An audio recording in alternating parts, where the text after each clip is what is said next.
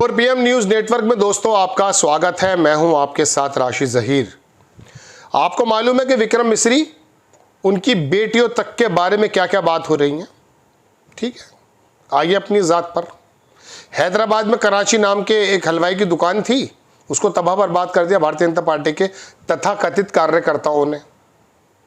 सड़कों पे हंगामा मचा कर रख दिया है। बॉर्डर पर क्या करके आए हो, क्या नहीं करके आए हो, ये तो पता नहीं है।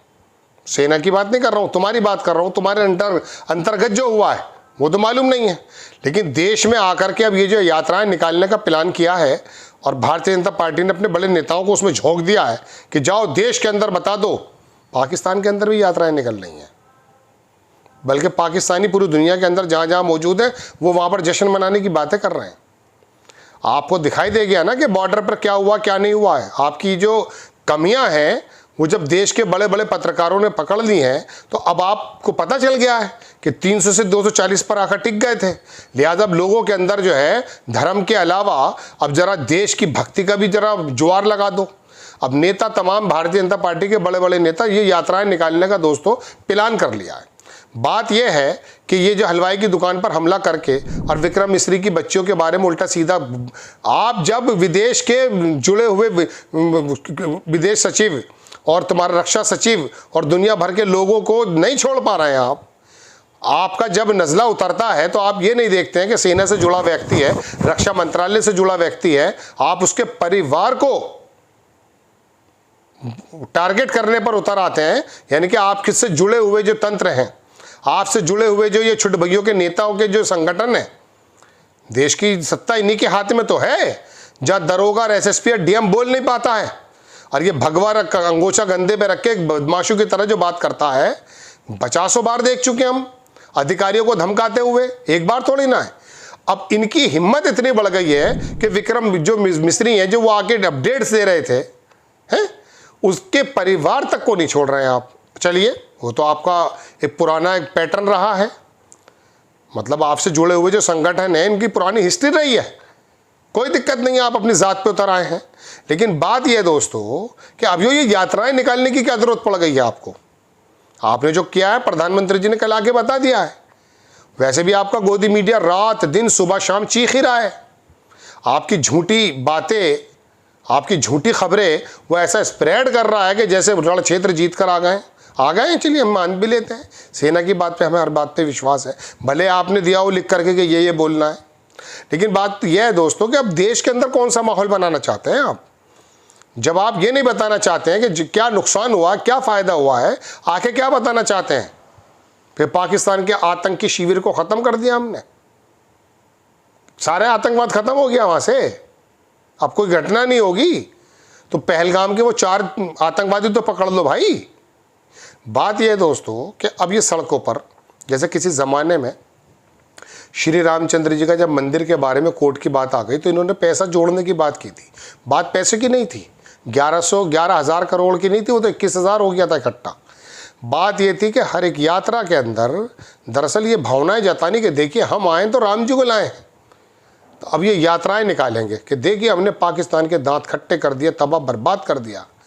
पाकिस्तान पूरी दुनिया को जो है कंग्रेचुलेट करता फिर रहा है, वो चाइना को कंग्रेचुलेट कर रहा है, अमेरिका को कर रहा है, टर्की ने बेड़ा भेज दिया, अजरबैजान, ईरान, दुनिया भर के लोग।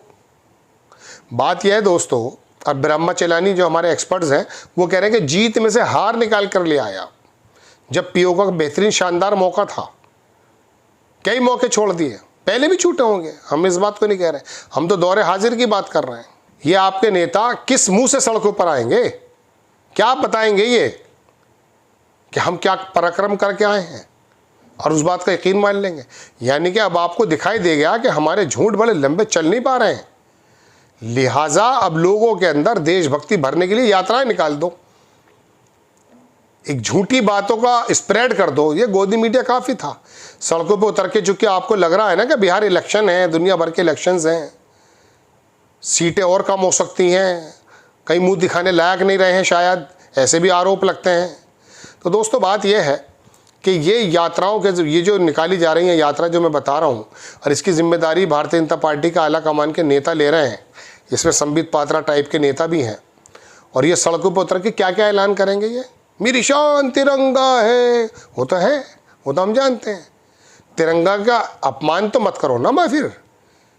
कोई एमएलए मुंह पूछ रहा है, कोई गिलास पूछ रहा है, आरएसएस के कार्यालय में 52 साल तक चलाते नहीं हो, भगवा झंडा लेके चलोगे हैं, ये तो काम करोगे।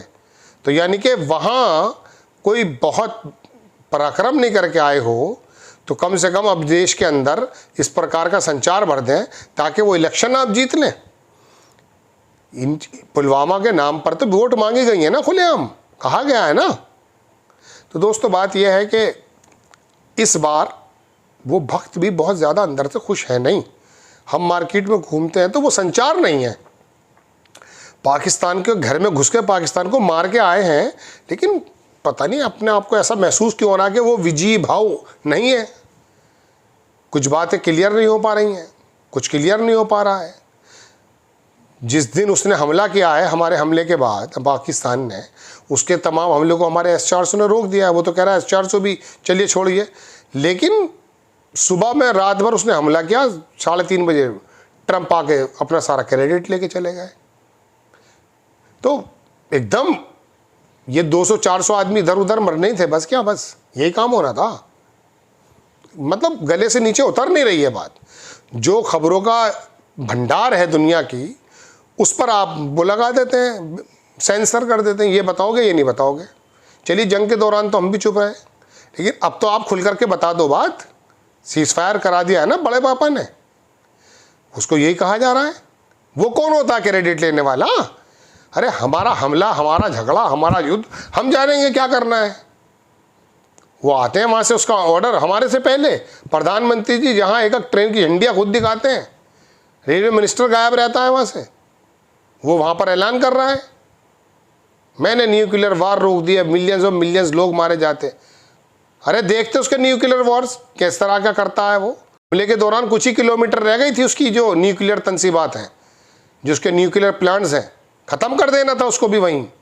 चलिए वो एक स्ट्रेटेजिक हिस्सा है, हमने उस बारे में नहीं कह रहे, ये हमारे जज्बात हो सकते हैं, लेकिन आप रोड पर क्या मुँह लेकर आ रहे हैं? अब ब्रीफिंग हो गई, बात खत्म हो गई। चलिए सेना ने दे दिया, अब आप आपके कौन से पराक्रमी आके सड़कों पे बताएंगे हमने ये कर दिया, हमने वो कर दिया। आप क्या करेंगे इसके अंदर? अजीब दोस्तों, बस मैं आपको क्या बताऊं, कभी कभी तो ये गोदी मीडिया की जब खबरें सुनता हूं और मुझे नेताओं का आचरण लगता है, मुझे वाकई उस समय लगता है कि हम किस अंधकार में जी रहे हैं, हम किस मूर्खता के ज्वार के अंदर जो है सम्मिलित हो चुके हैं।